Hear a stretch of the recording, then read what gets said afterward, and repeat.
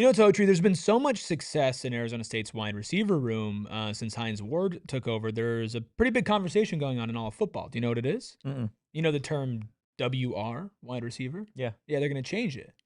To? Ward's recruiting.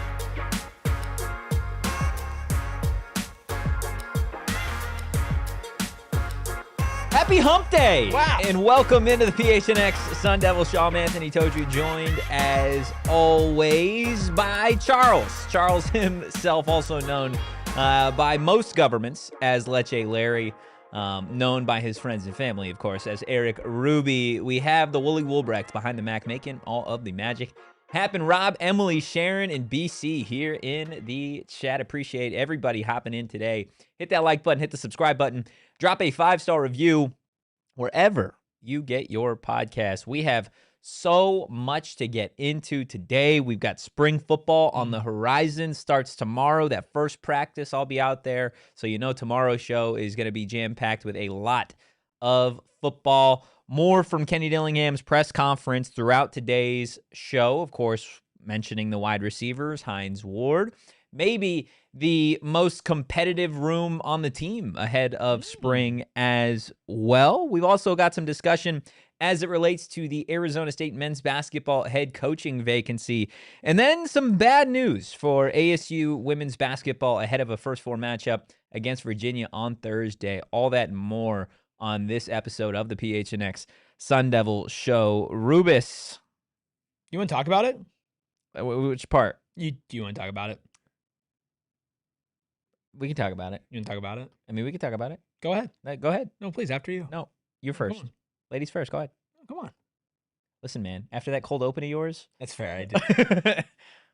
I just want to say I'm looking forward to a certain free throw competition. Oh, that's what you want to talk about. That's what you want to talk about. What did you think I wanted to talk about? I don't know what you. I never really. Yeah, I just want to say I'm looking forward to it. Yeah. And I'm not done yet. Okay.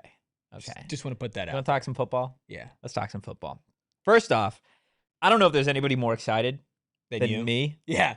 You just keep pacing around the office. Then spring football is back. I'm literally doing like pass pro. You got like in the office. You're like football's back. Yeah. Football is back, man. It is back. It's here tomorrow. I'm juiced. I'm amped to see all the new Sun Devils hit the field for the first time tomorrow. Seeing how they kind of mesh. Trying to see also like I think around this time of year and then at the start of fall camp too. It's always a fun thing to see the guys that were on the roster last year. Freshmen, underclassmen just in general, and see how they change over the offseason, right? I feel like it's so common now where we'll come back after a couple months, really since we last saw this team in January, right, or December when they played Duke, right? Like to see what their bodies look like. Did they gain 15 pounds of muscle? Did anyone grow? Like, how does that kind of factor in, right? Like Champ Westbrooks is somebody who I think has grown literally every offseason at Arizona State. I want to say like 295 pounds now at this point in time. Like, I'm really amped to see the commitment that some of these guys put into their bodies in the offseason and how they show up on day one of spring football. But I think the thing that everybody is most looking forward to is seeing the Arizona State offense on that first day and really throughout spring football. And a big part of it, Erik, going back to what Kenny Dillingham had said really during like the prep for the bowl game, was that he was going to be more involved. He wanted to be more involved in the offense. I'm excited to see what that looks like with a new quarterback. Kenny Dillingham actually bringing it up again, or was asked about it on Tuesday, about his involvement in the offense. And now that he has a little bit more time, it looks like Dilly's going to be spending some extra reps with the ASU offense. Yeah, I think at this stage, I have a little bit more time. Like I said, I've managed to not fight every battle and to utilize people to fight some battles for me, which does free me up to do more football. I've always been really involved or decently involved in both sides of the ball. On game day, leading up to game plans, I like to go back and forth. So I'm always going to be a guy that goes back and forth scheme wise, because I think it's good for defensive guys to hear offensive perspectives and that. But my teeth were cut on offense, and I like it. I like to coach. Like, believe it or not, like, it's fun, and I enjoy it, and I want to do it again. Actually, coach. So I am going to get back involved. That doesn't change Marcus's role. Marcus and I already have worked together at a high rate. It just means I'm going to be obviously probably running around a little more and a little more engaged and a little more involved in those meetings, because I have the time to be a little bit more involved. But yeah, it's nice to, when I'm not in those meetings, to have a guy who finished like second in the Broyles Award in those meetings. That's a positive. When the guy who's in the meetings next to you and that you're talking to about scheme was the runner-up for the Broyles 15 months ago. I mean, this is great news, right? And I think when you look at Arizona State's offense last year, and this is not me trying to put an indictment on Marcus Arroyo, but it seemed like it was missing something, right? And Marcus Arroyo is a great coach. Kenny Dillingham's also a great coach. There's a reason why he's the head coach at Arizona State, and at the time he was the youngest head coach in all of college football, right? It's because of how incredible of an offensive mind he is, specifically when it comes to, getting quarterbacks kind of ready, evolved, and taking that next step. And ASU really needs that from their quarterback room this year. I think it's very interesting where he says, I'm going to have more time to do that, Totri. Just out of an assumption for me, this is not obviously reporting or knowing, but just kind of like, oh, this would make sense. During these contract negotiations that he went through before at the end of 2025, and I would assume that some of that came with like, hey, we got a new GM, right? And Josh, and that guy is going to take a little bit more of kind of like the non-football stuff. I think Kenny has taken on a lot of more than just what's going on in the field to get this program to where it needs to be. And now that it's sustaining a little bit more, now that it's floating on its own a little bit more, and there are other people in place, he's probably going to be able to be his best self instead of having to be an NIL salesman and a roster salesman and all of that, which he still has to do to some extent, but probably not to the same extent as he's had to do for his first 3 years here in Tempe. Yeah, I think that's something that is often lost with coaches when they get a job or when they land somewhere new is, and you see it at the pro level a lot too, where, and I've never really understood this, where it's like, okay, I'm going to go hire the best defensive coordinator in college football. Yeah. Right. And then I'm going to make him a head coach. And guess what?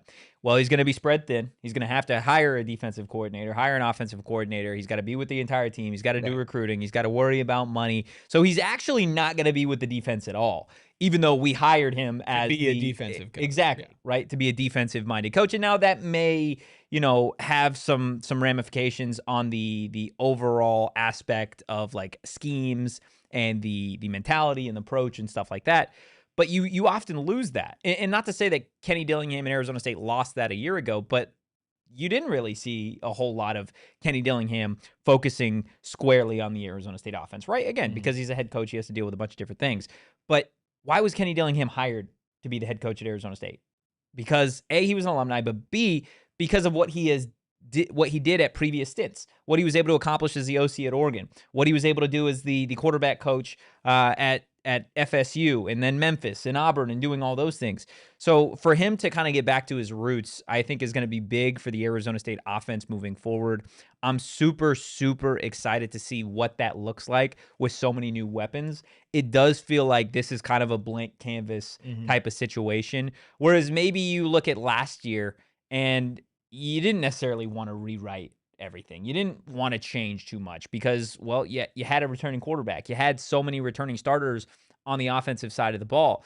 So this is an opportunity, I think, for Arizona State's offense to do kind of a completely tear it down and build it back up. And not just with Kenny Dillingham, but of course, Kenny mentioning Marcus Arroyo. And I know there were some folks that weren't thrilled with what the Arizona State offense looked like last year with Marcus. Marcus is a great OC. Like Kenny said, he was a finalist for the Broyles Award a couple years back for a reason. So I think this ASU offense is going to surprise some people with the way that it looks, but it all starts tomorrow when spring practice kicks off. Yeah, it's exciting. I'm sure it was also frustrating for Kenny to be sitting on the sidelines at Yeah. times, be like, man, I know that I could have helped with this situation or this situation. Yeah, I mean, Arizona State's offense did have a lot of problems last year, whether you want to pin that on Marcus Arroyo or on players, like it's a shared responsibility, right? And I do think that a lot of the responsibility has fallen on players that are no longer here, and now a lot of the responsibility to make it better on the players who are here, right? And a lot of the times it was like, okay, I felt like there was a lack of creativity in the Sun Devils offense. It was, okay, F it, Jordan Tyson's down there somewhere. Which honestly, let's get this out there. That's not a horrible plan. No, but it can't be your only plan, No. right? It can't be your only plan to say like Sam Levitt go make magic happen. Now, Yeah. maybe that was Sam Levitt saying Sam Levitt go make some magic happen. Yeah.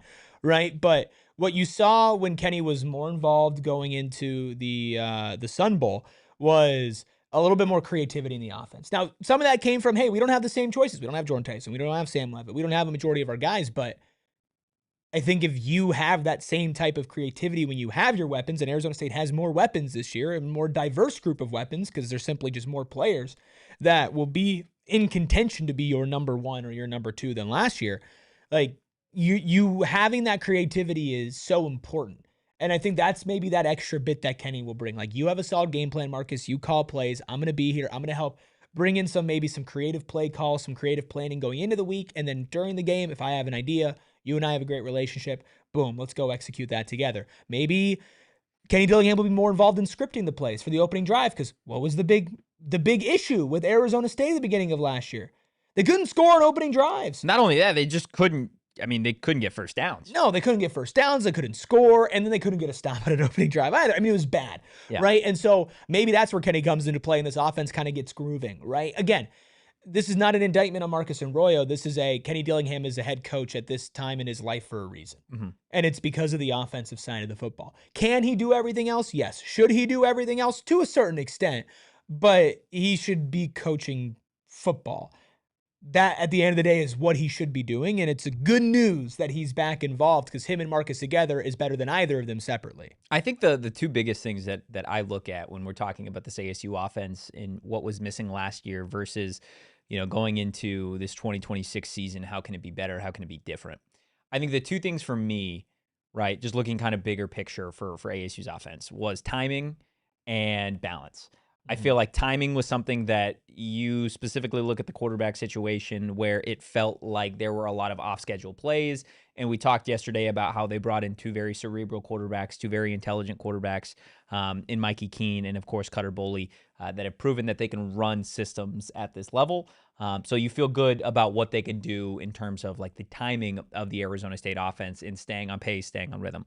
And then the other thing is balance, right? And it's funny you bring up the entire kind of game plan for Arizona State offensively in 2025, right? We joke a little bit about it, but in part, some of it's true of just like, hey, Jordan Tyson, feed Jordan Tyson, feed Jordan Tyson. And Kenny Dillingham yesterday had said something very interesting about, I think he was quoting Mike Leach about balance. And a Mike Leach quote that has something to do with balance isn't 50-50, right? Like there's 5 guys in the offense that you have to spread it out to, talking about the wide receivers, the tight ends, and the running backs, right?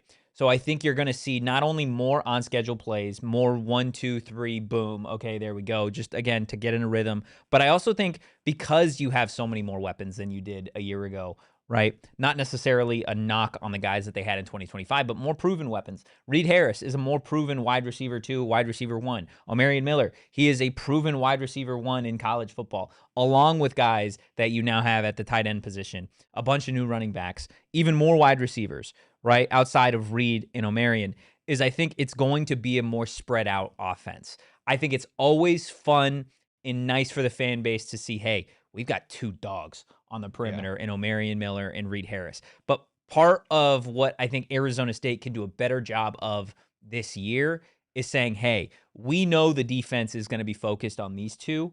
How do we create mismatches for other players on the team, for an AJ Ia, a Kamari Anderson, some of the other tight ends that they were able to bring? How do we get some of these running backs in a position to succeed where it's, hey, it's just you got to make one guy miss, and then it's the open field, right? When was Arizona State's offense at its deadliest last season? The final game of the season against Duke. Yeah, I mean, I guess it was more of a general question.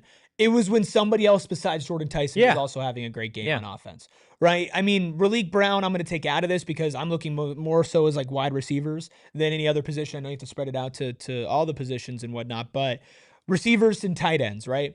How often was it where it was like, okay, Jordan Tyson's having a great game. Where's Jaron Hamilton? Where's Malik McClain?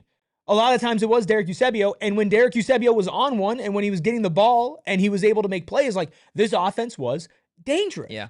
Right? No matter how good one player is, you can't just have one player as your threat, right? As your only threat. And that's what is exciting about this offense is the balance side of it. And then also, I don't think there's a singular person on this roster on any position who has the talent level and the ceiling of Jordan Tyson.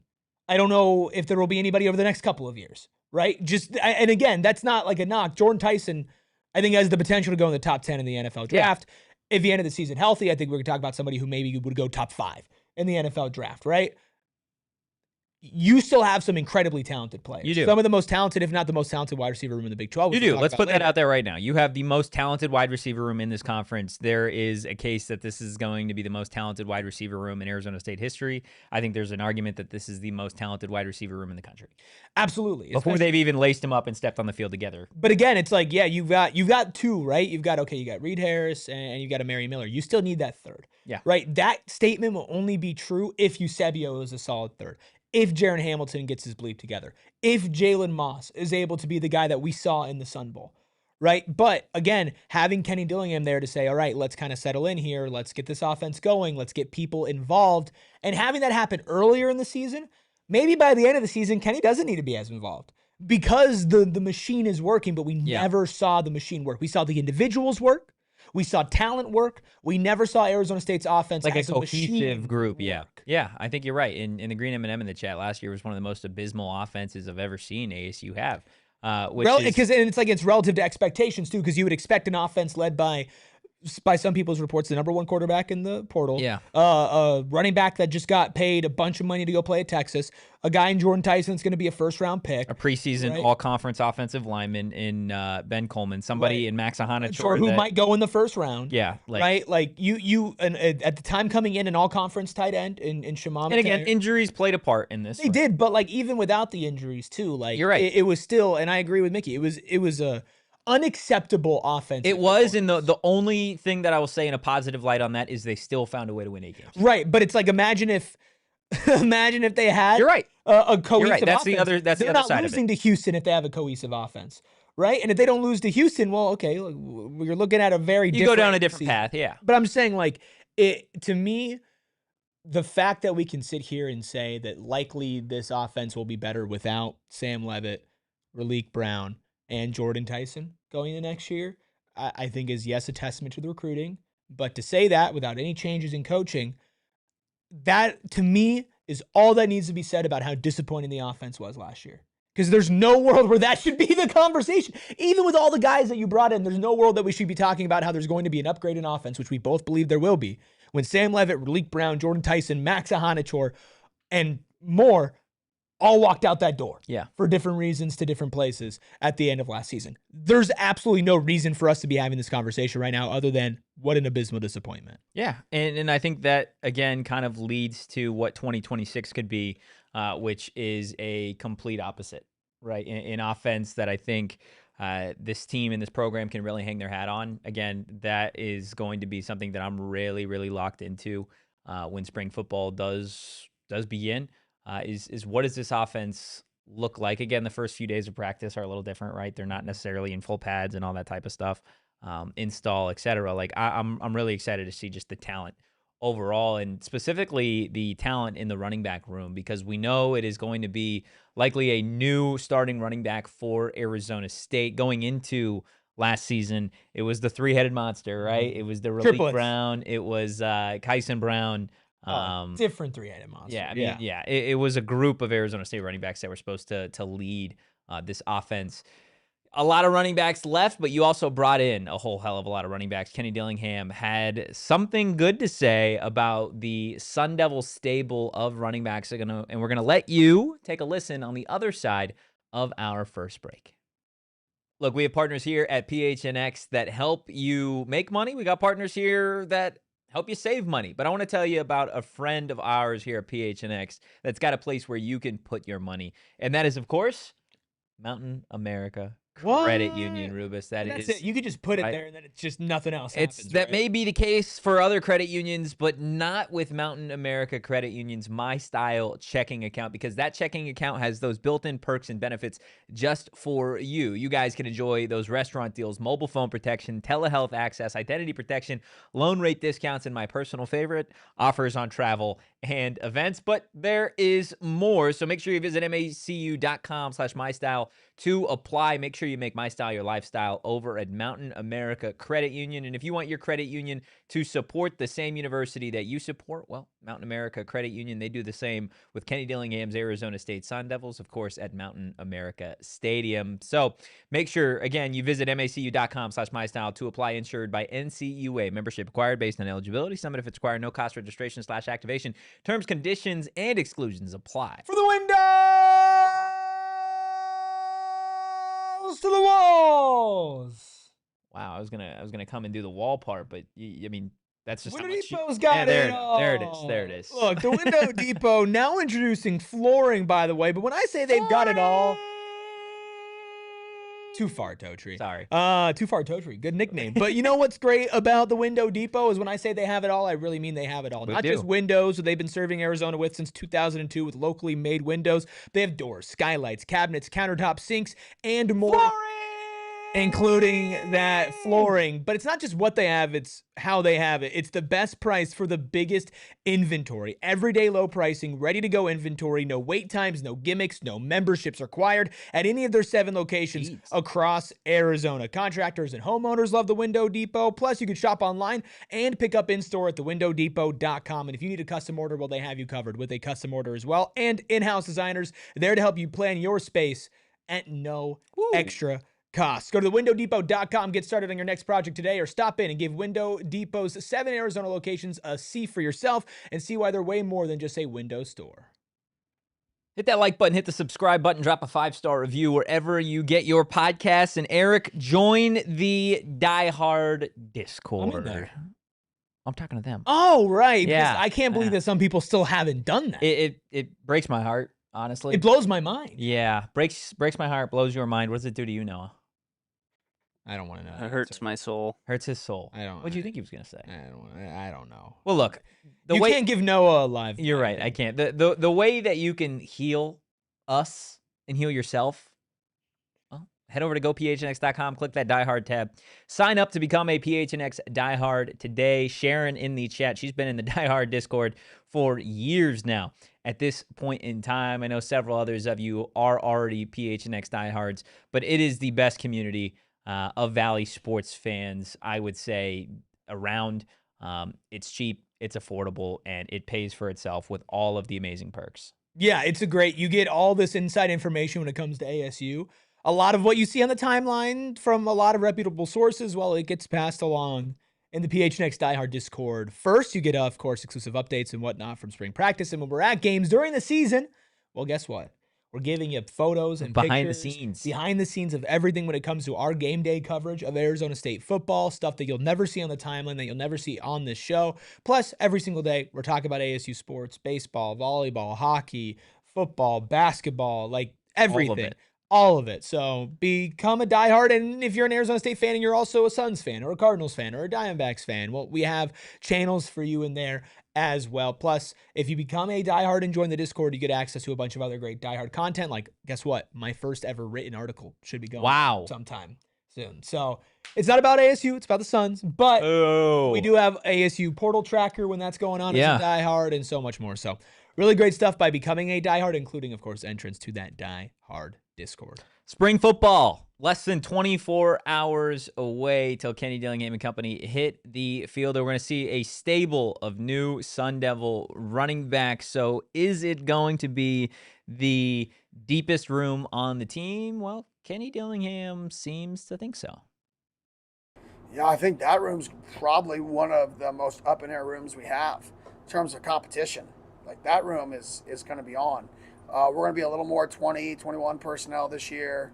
So I think that room's got to have a more versatile role, and because we have so many backs. So I'm excited to see that room compete. I don't know if there's like a specific guy I want to name out or anything like that, just because, I'm excited to see Sip come back, and get healthy, which he is now. But I'm excited for that whole room to compete this spring. I think that's going to be a very, very fun battle.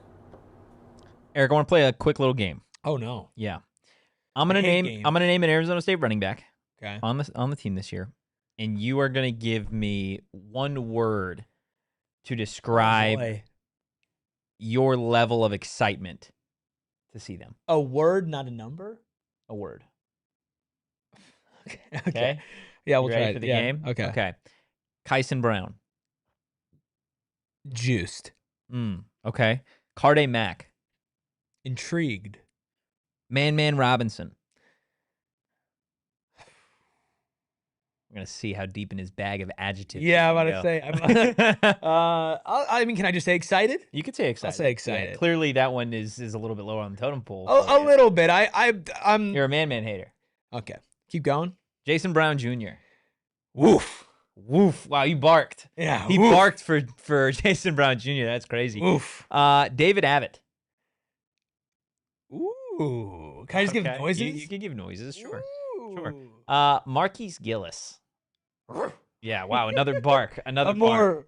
Yeah. Look, safe to say Rubus is excited to see. Safe to say I'm not a thesaurus. Yeah, no, not at all. After like 3. He said juiced and woof, and that was and it was over. That was about it. It was over. Look, it is safe to say that this is a loaded running back room, a lot of talent at a bunch of different stages of their college career.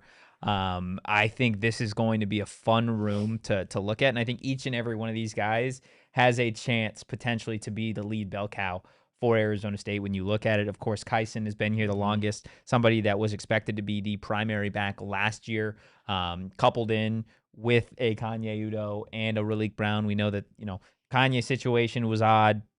Kyson went down and Raleek kind of took over that starting spot. So it's going to be fun to see Kyson. You look at some of the younger guys.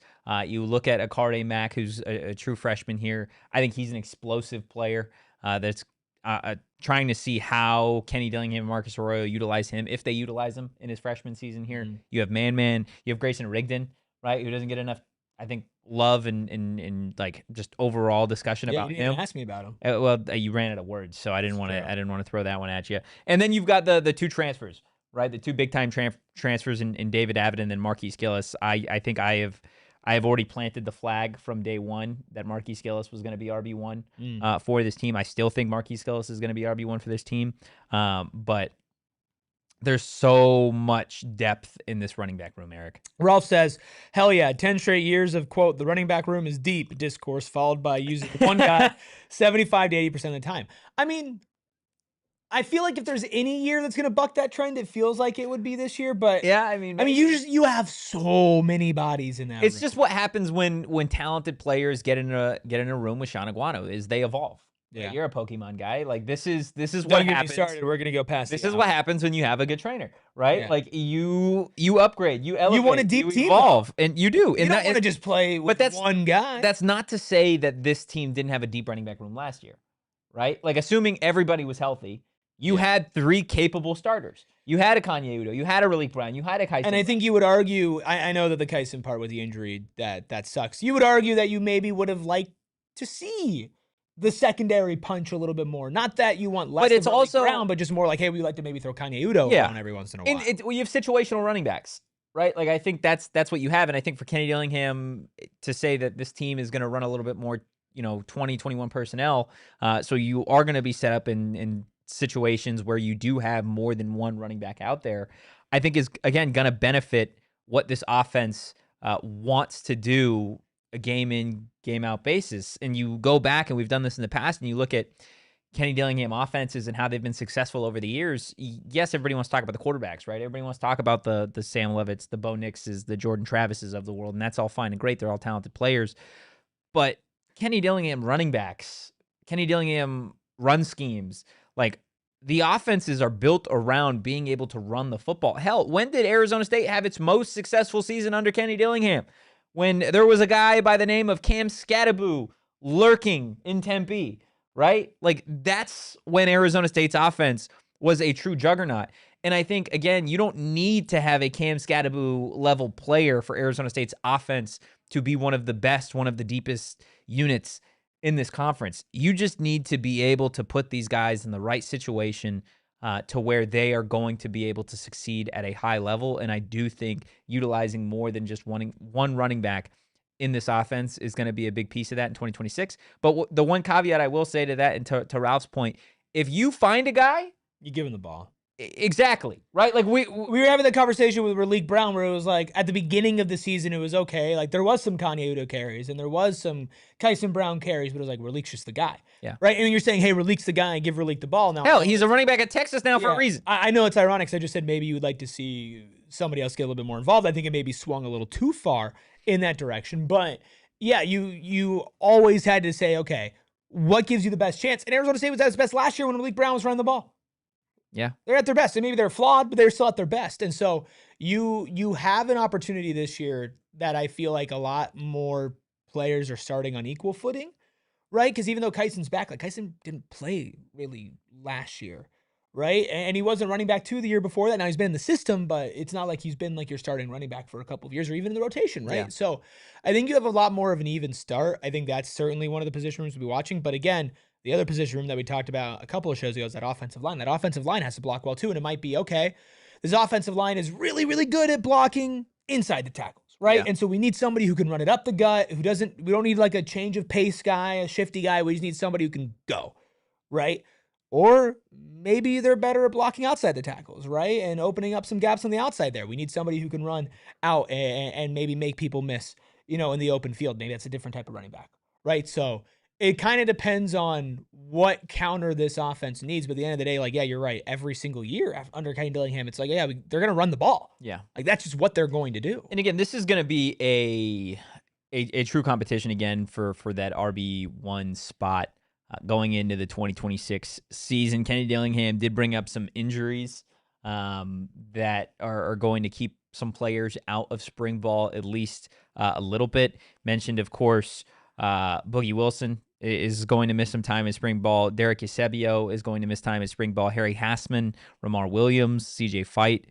But a big one, Marquise Gillis. Marquise Gillis is expected to miss at least a few days. Nothing major from what Kenny had to say the other day, but of course you'd like to get all these guys out there, but especially somebody that has the potential to be RB1 for you going into the 2026 season. Transferring in from Delaware State, you want to get acclimated to Big 12 Power 4 football as quickly as you can be without playing actual games. Sorry, the green M&M in the chat. I was totally locked into what you had to say, saying I disagree. Couldn't get any yards when it mattered with Raleek. And my response was couldn't get them without him either. Like, yeah, I guess I'm it's saying, valid. like, I was saying they were flawed, but they were at their best when they were running the ball because their passing game had no consistency. There was a lot of, I think, frustration with how Raleek ran at times. There was a lot of east-west running versus north-south. Right? Absolutely. But again, when you have somebody that is that quick, they tend to dig themselves in a little bit of a hole of like, I can do this. Faster Well, that's the thing. And I said, like, it was that's what flawed. I say in The Office, right? It was flawed, but the office was flawed. I mean, the offense was flawed as well. So I don't think that was ideal. No. But I do think that because of the inconsistency at quarterback, due to injuries, but also sometimes due to the play at quarterback as well, the offense was at its best when Raleek was cooking. The problem was there were a lot of times where it's like, hey, Raleek, we need 3 yards from you. And he's like, let me run 8 yards. Well, yeah, sometimes he was cooking filet mignon. Yeah. Sometimes he was cooking like boiled hot dog. Yeah. Like, but like most of the time it evened out to like a nice burger. And it's like, okay, we can win with a nice burger. We can with, right? You can always win with a nice burger. Hot dogs though? I had this conversation the other day. I hate hot dogs. Just in general? I'm not. I got to be in a very specific place I got to be at a sporting event. Or somebody has to be like grilling them at a barbecue and I have it alongside something else. But again, here we go. If you're at a barbecue and they're making hot dogs, odds are they're also making burgers, right? Yeah, that's what I'm saying. It has to come with somebody else. You ever going to choose a hot dog over a burger? No, but I might get it like in conjunction with. As opposed to 2 burgers. I mean, I guess you got to kind of like read the room, right? Because like if there's not enough burgers. What rooms are you reading where it's like, I want a weenie with a bun? It's like, crazy. It's like, I want 2 burgers, but I'm looking at how many burgers are flipping here, and I'm looking at how many people are out here, and it's like, I don't know if we're going to have enough if I eat 2 burgers, which looks big and greedy. So I'm gonna get a burger and a hot dog Big now. Back Rubus. Yeah, but get all the sides as well. A hot dog is fine in the right settings. It has to be cooked well, or you have to be at a sporting event. It's just at a sporting event for some reason. It's a different I would conversation. rather have a good corn dog than a great hot dog, I mean, yeah.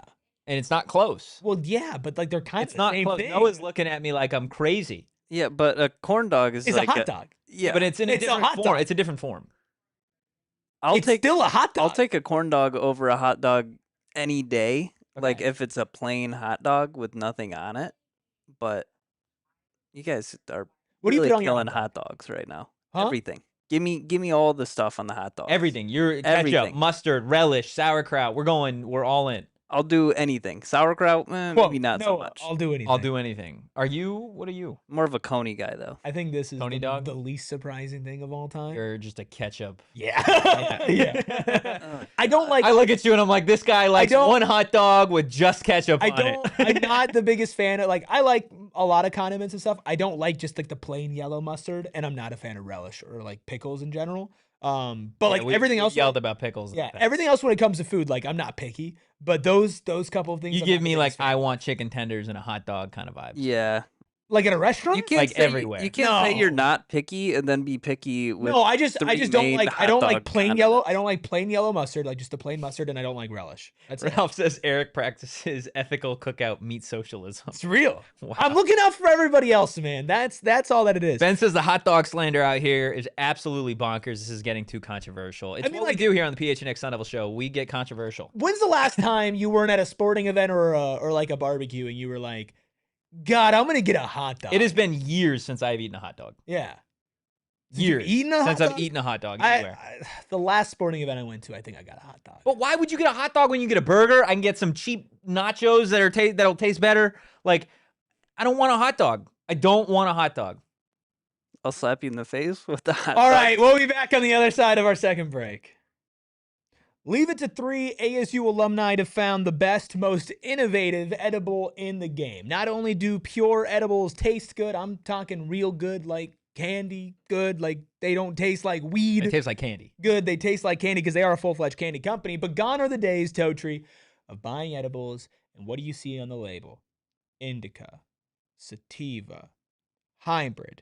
And while Pure Gummies offer all the CBN, CBG, and CBD, along with THC to blend in to give you specific effects, they don't label it so vaguely.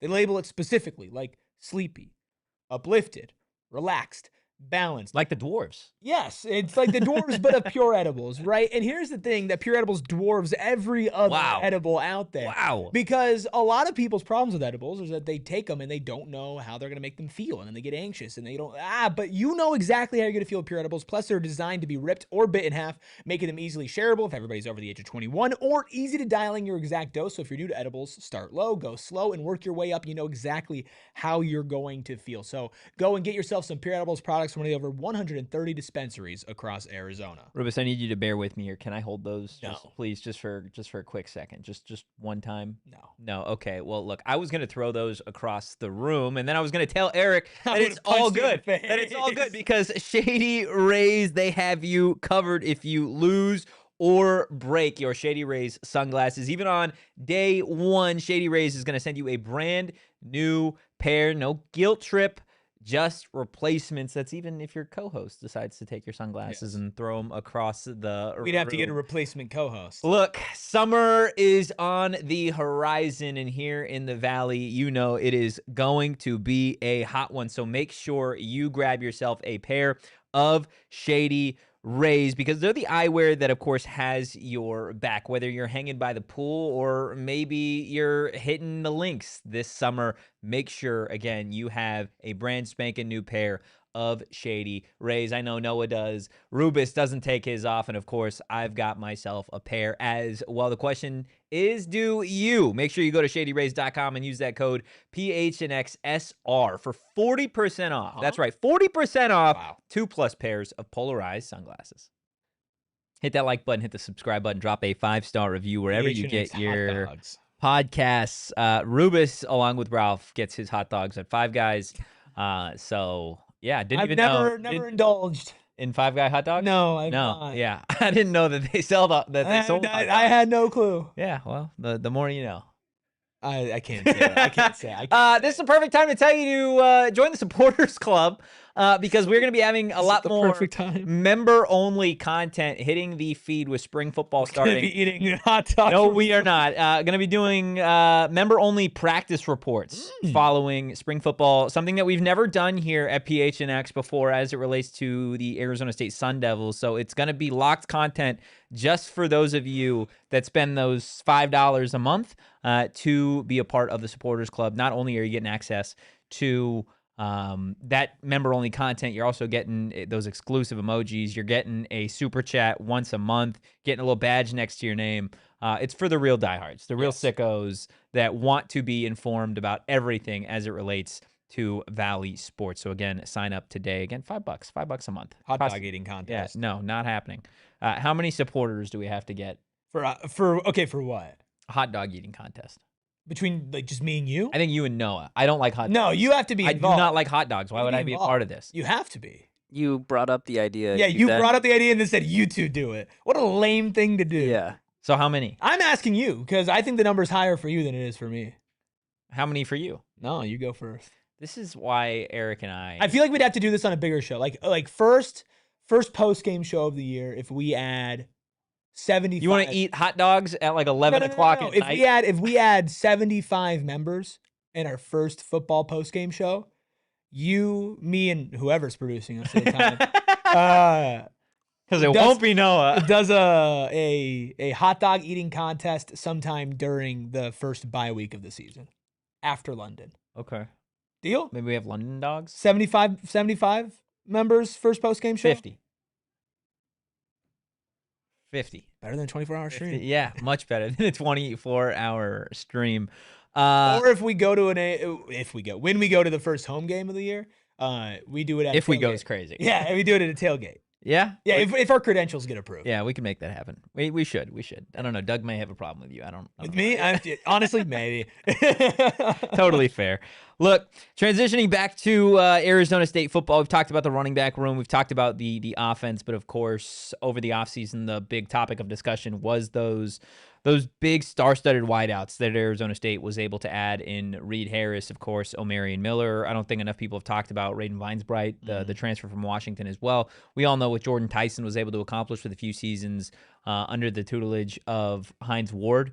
And Kenny Dillingham was asked yesterday about those new look wide receivers, and he said a big part of Arizona State being able to land those two guys was none other than Hines Ward and Jordan Tyson.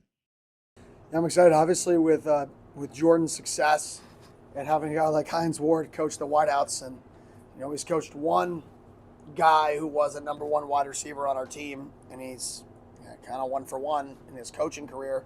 And, Jordan's growth and maturity, I think there was when guys were in the portal, guys seeked out us, which was way different than what we're used to.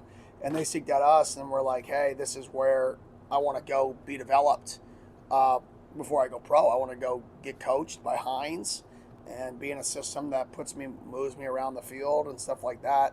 So I think we just really maximized our opportunities. Every time we go into an offseason or go into a portal, we have what we would like, but we're not going to get stuck. And we want one of these and one of these and one of these and one of these players. And we're going to say, okay, who can we get? Who are the best players we can get? And let's change our scheme around those players. So we happen to be able to get 3 really, really good starters from the Power 5 level to come be a part and join, the guys that return. You can't say no to really good players. And that's what I tell our staff all the time is regardless of, our situation and where we're at, we're going to take good players. If we don't need another defensive end, and there's a really, really good defensive end out there who's a superstar who's going to be drafted, we're going to find a way to take him. I don't know how. I don't know what we're going to do with him. I don't know what we're going to do, but we're going to take good players and change our scheme around the talent we have. So we just had the opportunity to sign some really, really good players at that position because they wanted to be coached by Hines. They wanted to be in this system. and Jordan's success, and we obviously said yes, yes, yes. And now it's our job to maximize those guys. And, Mike Leach said a long time ago, balance is not 50-50 run pass. It's 5 guys in the field all touching the ball the equal amount of time, right? That's one of his famous quotes. And, we're not going to be perfect in that, but now it's our job to make sure that ball is dispersed to all of these weapons at somewhat of an even rate, even if that makes it, different, or we have to do things a little bit differently. We talked about how big of a deal it is that Jordan Tyson's likely going to go in the first round. There's a lot of buzz around him, and obviously, he's had very big moments, right? And how that's going to play into, like Kenny said, wide receivers wanting to come here and emulate that path. What is also really important and what we highlighted, but in a separate way, is the fact that Arizona State retained all of their assistant coaches, more or less. Yeah. Including Hines Ward, who definitely will not be here for his entire career because he's likely going to get a promotion and end up doing things at a higher level in the coaching tree. But to retain Hines Ward, to retain Marcus Arroyo, to retain Kenny Dillingham, to then go to all your wide receivers and not lose any major wide receivers in the portal, right? Jaron Hamilton's still here. Jalen Moss is still here. Derek Eusebio is still here, right? Even after bringing in all these right, that's what I'm saying. And then bringing in Reed Harris, and then bringing in Omarion Miller, and then bringing in Raiden Vines-Bright.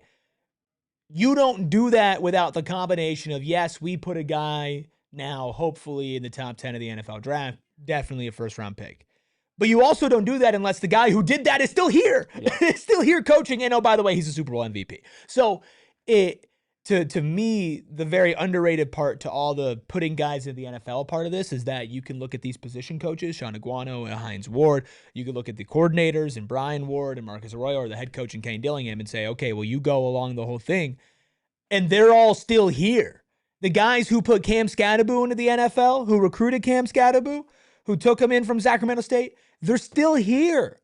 The guys who took Jordan Tyson from Colorado and turned him into one of the best wide receivers in the country, maybe the top receiver in the draft, they're still here, right? The people who took Sam Levitt, had him walking a backup at Michigan State, had him walking out multimillionaire going to play for LSU. They're still here.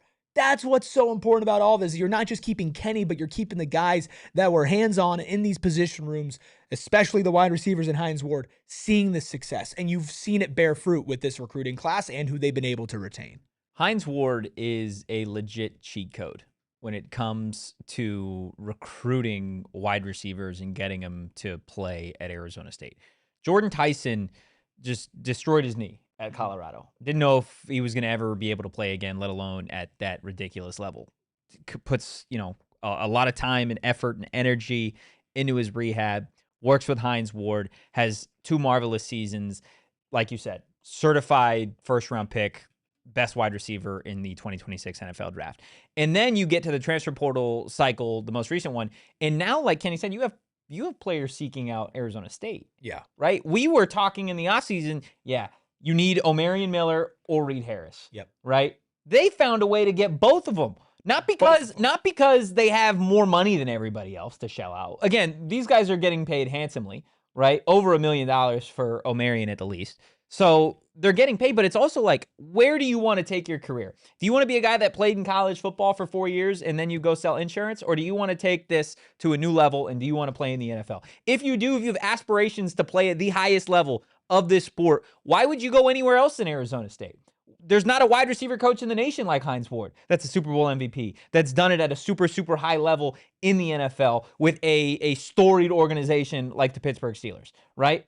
He can catch, or he was able to catch at that point in time, one of the best blocking wide receivers in the NFL history. And now you're telling me he's in sunny Tempe working for the Arizona State Sun Devils, just quietly churning out NFL wide receivers. Like, if you are a receiver anywhere else and you're hitting the portal, or if you're a recruit and you got a bunch of other schools saying, hey, we're going to give you this. We're going to give you a bunch of money. Yeah. You're going to come to Georgia. You're going to come to Texas. You're going to come to Ohio State. Why would you not consider Arizona State? Yeah, I think with this year specifically, with Reed Harris, and with Omarion Miller, and Vines-Bright, and Hamilton, and Moss, and Eusebio, you have the chance to then now establish this as a trend. Yeah. Right? Because, sure, you put Jordan Tyson out there. Jordan Tyson's going to be successful. Great wide receiver. Good story. You do it again with 2 guys, with 3 guys this year. guess what? Somebody's signing up to come the year after that, and then the year after that, and then maybe Hines Ward is gone. Maybe Hines Ward goes somewhere else. Maybe he gets a promotion, whatever. We don't want it to happen, but maybe. Do whatever you need to do to keep Hines Ward and Brian Carrington here as long as possible. Sure.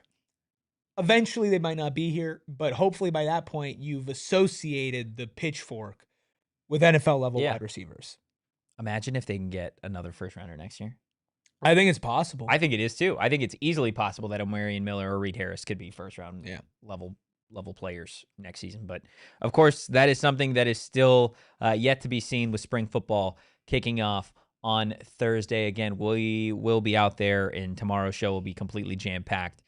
Talking Arizona State football. We've got some men's basketball, women's basketball updates for you guys on the other side of our final break. Everybody has to spend money on energy. It's just a thing that happens with life. Luckily, APS knows that they can be there to help you lower your bill with multiple different ways. How about a rate plan option? We could all use some help managing our energy bills, and APS has several ways you could do that, including the way that you can check your monthly plan comparison section on their energy bill every month to see which rate plan could have saved you the most money that month. It literally takes your energy consumption, say if you do this, you will save more money. But that's not it from APS. APS goes above and beyond because we all have stuff that we want to save for, right? Whether it's something small, maybe you want to save up to take a little day trip out to San Diego. You need to save money for gas. Maybe you need a car. Maybe you need a house. Maybe you need something big. What if you need all of it? If you need all of it, then you really need to budget your billing with APS. They have a monthly budget billing program, which helps you know exactly what you're going to pay. Your payments average out over a full year so that you pay the same for your energy bill every single month. It's not exactly the same, but it's about the same. So you can always go in the ballpark and say, I know exactly around the amount that I'm going to be spending on my energy. Learn more about budget billing and other options for managing your bill at aps.com/let's talk. If you went to an Arizona State football game in 2025, you saw three things. You saw a lot of wins.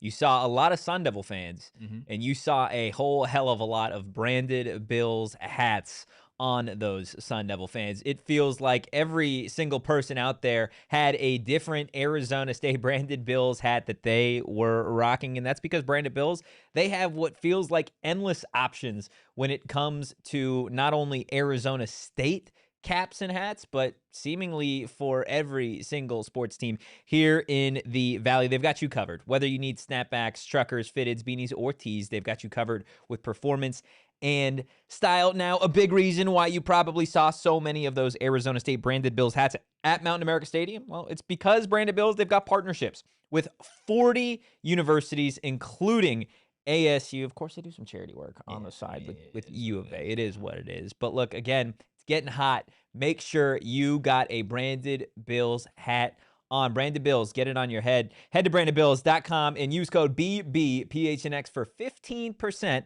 off your first order. Hit that like button, hit the subscribe button again, drop a 5-star review wherever you get your podcast. Got some additional things for everybody to do. Follow us on social. Follow us at PHNX_Sun Devils, not just on Twitter, but on Instagram and on TikTok, building up those platforms. Again, throwing out there a ton of Arizona State content. So if you're somebody who just lives in the Twitter sphere, maybe extend yourself a little Extend from the Twitter sphere. Extend from the Twitter Hashtag extend. The Twitter sphere? Yeah, the X sphere. Hashtag extend. Do it. So ASU men's basketball, still no head coach. Yep. Chris Cartman reporting today that ASU won't hire a new men's basketball coach until at least early next week. Not anything otherworldly, something that we had kind of pretty discussed, similar to what you said right? before, yeah. Whether it be through the weekend or early into next week. So that's not necessarily new. But what is new popped on the Twitter sphere this morning, and that is Byron Scott. According to Locked On Sun Devils, Byron Scott is out there. I haven't heard anything on Byron Scott that makes me believe that he is a legit candidate. I know, again, there was reporting out there, I believe, from Chris Cartman saying that over the last several years, Byron Scott has been letting people know that he would like to coach Arizona State. I think Arizona State should interview him. Just again, he's somebody that's been a Sun Devil. Like it wouldn't Yeah. hurt. Do not hire Byron Scott to be No. the head coach of this program. Do not do No. that.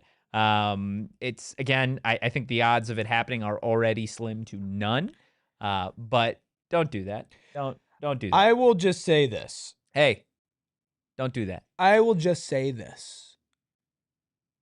Don't do that. I don't think I can remember a time where somebody got a job that they announced that they interviewed for via a podcast appearance.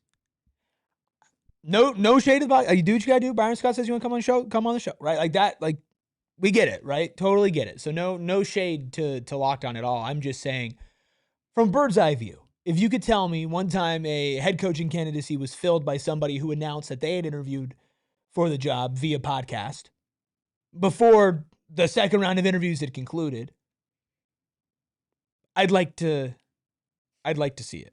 I think it would be a very short list. Yeah, he is campaigning, and I look, Byron Scott as a coach, Sun Devil level as a coach, it was too old school his last time that he coached in the NBA. Yeah. You cannot have an old school minded person coaching in modern college basketball. No. To me, I'd have to see Byron Scott and be like, what do you think about NIL? And I don't want to hear it's stupid. Like, I don't want to hear that, right? Like that's the thing about going into the futures. I think that you set yourself in the past. Byron Scott, you want to be involved with the program? You want to come on this program? You want to do anything like that? Like, go for it. I could not imagine that he is the actual head coach for Arizona State University. I would, again, I think it is a slim to none chance that he is the next men's basketball coach for Arizona State. But again, it doesn't sound like we will have any more updates on this until through the weekend or into next week, because of course they want to put all their support into women's basketball. I believe Graham Rossini is actually traveling to Iowa City for Arizona State's first game. Go support that program. Unfortunately, though, Molly Miller not there yet. Did not travel to Iowa City with the team because of an illness. We did get that confirmed earlier today, but it does sound like there is hope that she will be there either later on this evening or that she will be there tomorrow to indeed coach Arizona State in that first 4 game against Virginia. But Erik, it goes really without saying you need to have Molly Miller on that court tomorrow. Yeah, for sure. I mean, especially in a winner go home type game, having your head coach is very important. Season on the line. Yeah, season on the line. A really exciting game that a lot of people have been looking forward to. Hopefully you can win and make it into like the actual tournament. Because I don't really consider these last 4 in to be in the tournament. I know some people do. Yeah. I personally it is part of the tournament. It is part of the tournament. I just, once you get to 64, that's my personal beliefs, right? So big win, and this is tough, but hopefully she can make it out there. But I mean, she's not going to not be sick, right? So it's going to be fascinating what happens if she doesn't get out there, right? Like how does the team respond? You need her out there. You need your head breaking news. You need your head coach. For sure. You need your head coach, but especially a coach that I think that has as much energy as Molly does and what she brings to the bench, what she brings on the hardwood for her team. You need her out there. Again, I don't think it is something where it's you write off Arizona State if she's not out there, because I think this is a very, very good team that at this point in time knows the level of which they need to play. But again, it would be definitely a hard hit if Molly wasn't able to make it out there for that game. In my mind, I think it would take like other type of forces for Molly to not be. Yeah, I can't imagine that she's not pushing hard to get there. She absolutely is. But again, health comes first. She'd walk there. I don't know about that. I don't know if she'd walk there. I wouldn't walk there. This is the same person who said that she could kill a bear.